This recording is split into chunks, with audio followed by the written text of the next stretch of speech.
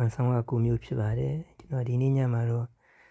ညစာကိုကျွန်တော်အပြင်ထွက်စားမလို့ထွက်လာတာပါကျွန်တော်အလုပ်ပင်မနဲ့ရက်ဒီတစ်ခါတလေကွာကိုချက်ထားပြီးကိုလက်ရကိုပြန်မစားခြင်းနဲ့ရက်ဒီမှာဆိုကျွန်တော်ခုလိုပဲပြင်ထွက်စားလေးရှိပါတယ်ကျွန်တော်နောက်မှမြင်တွေ့နေရတော့ဒါဟဲချန်ဝူဆိုင်မှာဟဲချန်ဝူကျွန်တော်ဒီနေ့ကတော့ဟဲချန်ဝူဆိုင်မစားပါဘူးကျွန်တော်ဘတ်ဂျက်မီတစ်ခုစားမယ်စိတ်ကူးထားပါတယ်အခုကျွန်တော်ဘတ်ဂျက်မီစားဖို့အတွက်သွားနေခြင်းဖြစ်ပါတယ်ဟဲချန်ကူရတယ်ဈေးကြီးတော့မဟုတ်ပါဘူးကိုရီးယားဝန်1000လောက်ပဲရှိရပါဟောရှေ့မှာကျွန်တော်တို့ CU Convenience Store တွေရောက်ပါပြီကျွန်တော် CU Convenience Store တွေမှာဝင်ပြီးတော့ဘာတွေစားစရာရှိမလဲကျွန်တော်လည်းအတူတူတစ်ချက်လောက်ဝင်ကြည့်ကြအောင်ဗျာဒီကတော့ပေါင်မုန်တန်းနေဒါကတော့မုန်နေဆိုတော့အခုဘတ်ဂျက်မေးပါစားရကောင်းမလဲထမင်းလိုက်ရှာညာတော့အဖြစ်ကတော့အသားပြားတွေပင်လေးစားတွေနဲ့များတော့အဖြစ်တော့မတဲ့သားပြားပင်လေးစားပြောင်းမှုနိုဗီအန်နီတရားပဲစားလိုက်မယ်ဘယ်လောက်ကိုရီးယားဝန်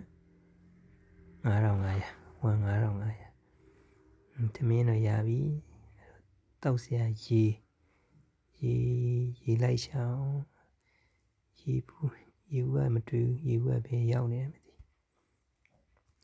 ရေရတဲ့သိဈေးကြီးတော့မဟုတ်ပါဘူး 0.5 လီတာဘူးလေးတဘူးဆိုရင်1000-2000လောက်ရှိရပါရေဘူးမတွေ့ဆိုတော့ဖြော်ကြီးတစ်ခုတောက်အောင်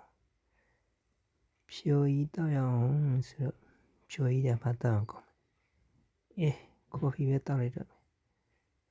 Starbucks က okay ကော်ဖီလက်တီတောက်မယ်လက်တီဆိုတော့နည်းနည်းအချိုးပေါ့အချိုးပဲပါလက်တီပဲတောက်လိုက်တော့ကိုရီးယားတွေတော့များသောအားဖြင့်တော့သူတို့ကအမေရိကန်လိုပဲတောက်တာများတယ်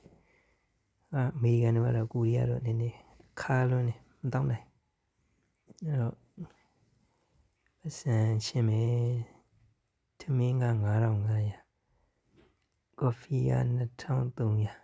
အဲ့ဆိုတော့2မျိုးပေါင်း9800မစိုးပါဘူးအဲ့တော့ဒီဟာလေးပဲစားလိုက်ရမယ်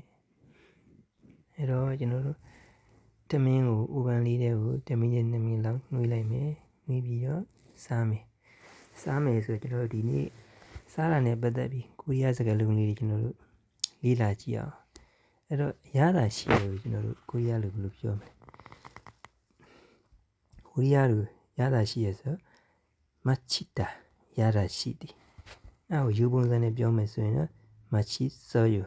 ရတာရှိတယ်ရတာမရှိတာကိုကျတော့ဘယ်လိုပြောမလဲမတ်ဆောယူယူပုံစံနဲ့ပြောမယ်ဆိုရင်မတ်ဆောယူရတာမရှိဘူးယူပုံစံမူဖက်နဲ့ယူဘတ်ဖောင်နဲ့ပဲတွေ့ပြမယ်ဆိုရင်မတ်တောတာရတာမရှိဘူးမတ်တောတာရတာမရှိဘူးယူပုံစံနဲ့ပြောမယ်ဆိုရင်တော့မတ်တောဆိုယူရတာမရှိဘူးအဲ့ဒါဆိုရင်နောက်တစ်မျိုးအနေနဲ့စဉ်းစားနောက်တစ်မျိုးအနေနဲ့ဗာလဲဆိုတော့အစားအသောက်ကိုစီစားကြောင်းတယ်အစားအသောက်ကြီးများတယ်ပေါ့နော်အဲ့ဒါကိုကြတော့ကျွန်တော်တို့ကိုရီးယားလိုဘယ်လိုပြောမလဲအဲ့တော့ eat ဆိုတာကတော့ပါဇက်လို့ခေါ်တယ်သွားလူတွေများတော့ဖြင့်ပါဇက်နဲ့သွားပေါ့နော် eat ဆိုတာchapter ဆိုတာကြတော့တူတာကျွန်တော်တို့အတိုင်းထွာပေါ့ကျူးလို့ဘာလို့နေရာမှာသုံးတာပေါ့အတိုင်းထွာတွေများတော့ဖြင့် chapter တူသည်ပေါ့အဲ့ဒီစီးစားအစားတော့ကြီးများတွေစီးစားကြောင်းတွေကိုကြာကျွန်တော်အဲ့စကလုံးနှလုံးနဲ့ပေါင်းသုံးတယ် EP ချပ်ပါယိုEP ချပ်ပါယို EP ချပ်တာ EP ဆိုတာကတော့ပါဇက်ပေါ့နော်ဓာတ်ရဲ့ဘာသာပြင်မယ်ဆို EP ပါဇက်ကချပ်တာပါဇက်ကတူသည်လို့ပဲသူကအဓိပ္ပာယ်ဓာတ်ရဲ့ဘာသာပြင်တော့ပါဇက်ကတူသည် EP ချပ်ပါယိုပါဇက်ကတူတယ်ဒါပေမဲ့စီလီယိုကျွန်တော်တို့ဘာသာပြန်မယ်ဆိုရင်တော့ကျွန်တော်တို့ခုနပြောတဲ့စကားလုံးပေါ့နော် EP ချပ်ပါယိုအစားတောက်ကြီးများတယ်အစားတောက်ကြီးထူတယ်အစားတောက်စီစားကြောင်းတယ်ပေါ့နော်ဓာတ်ရဲ့ဘာသာပြန်ရင်တော့စကားလုံးကြီးကမလှပါဘူး EP ချပ်ပါယိုပါဇက်ကတူတယ်လို့ဓာတ်ရဲ့ဘာသာပြန်တာပေါ့နော် အဲ့စကလုံးကြမလာဘူးကျွန်တော်စင်ပြအောင်စီလျောင်းပြန်မယ်ဆိုရင်တော့ EP ချက်ပါယူစားတောက်ကြီးများတယ်စားတောက်ကြီးထူတယ်လို့ကျွန်တော်တို့ပြောလို့ရပါတယ်အဲ့တော့ဒီနေ့ရတာစားတောက်တဲ့ဟာနဲ့ပတ်သက်ပြီးဒီစကလုံးလေးသုံးလုံးကျွန်တော်တို့ဒီလီလာသွားတာပေါ့နော်အားလုံးပဲကျေးဇူးတင်ပါတယ်ဘိုင်ဘိုင်